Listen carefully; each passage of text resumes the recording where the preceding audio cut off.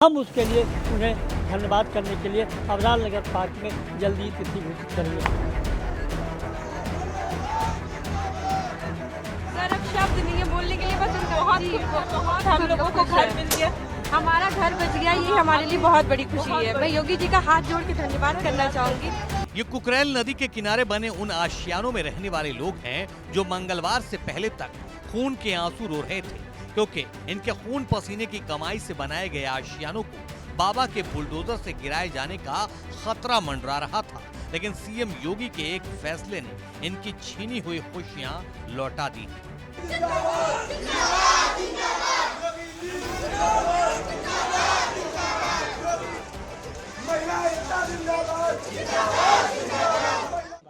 जो उनसे आश्वासन मिला है उसकी किसी भी तरह से हम लोगों को उम्मीद नहीं थी, और उम्मीद से कहीं अधिक हम लोगों को मुख्यमंत्री जी ने दिया है।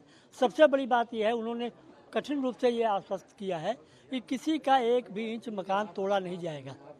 उन्होंने अधिकारियों को लंबित करके बात की है कि जिन लोगों ने अराजकता फैलाने काम किया है, निशानदेही क्यों किया गया है और किस आधार पर किया गया है, और अगर किया गया है तो सबसे पहले बताया जाना चाहिए था कि ये मकान टूटेंगे या नहीं। तो जो भयावह स्थिति कर दी थी, लोगों की समस्याएं हो गई थी, लोग परेशान हो रहे थे, सड़कों पे उतरने वाले थे। आज हम लोगों को बहुत संतुष्टि है।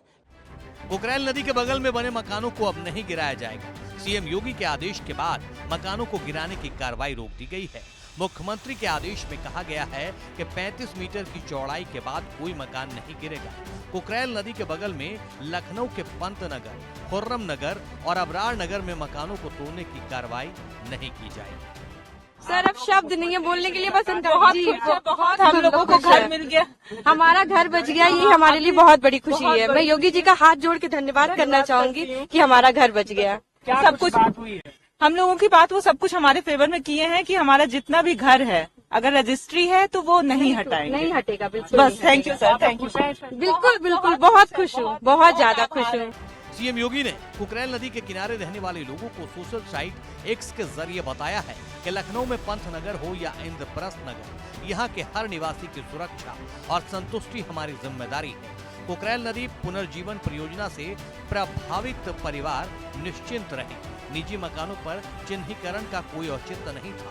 ऐसा करने वालों की जवाबदेही तय की जाएगी। संबंधित अधिकारियों को क्षेत्र में लोगों से मिलकर उनका भय और भ्रम दूर करने और वहां जन सुविधाओं के विकास हेतु निर्देशित किया है।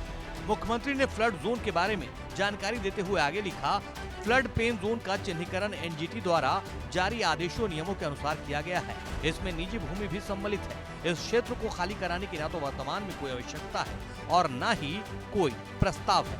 इस क्षेत्र में बने निजी भवनों के ध्वस्तीकरण का कोई विषय विचाराधीन नहीं है। फ्लड जोन के अंतर्गत एनएमसीजी की अनुमति के बिना भविष्य में कोई नया निर्माण नहीं किया जाएगा। फ्लड प्लेन जोन चिन्हीकरण के दौरान भवन निर्माणों पर लगाए गए संकेतों को मिटाने के आदेश दिए गए हैं।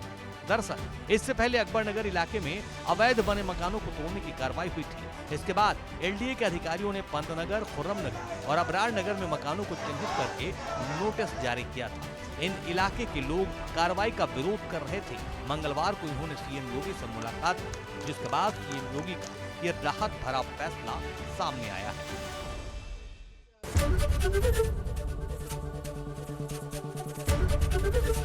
एबीपी गंगा, खबर आपकी, जुबान आपकी।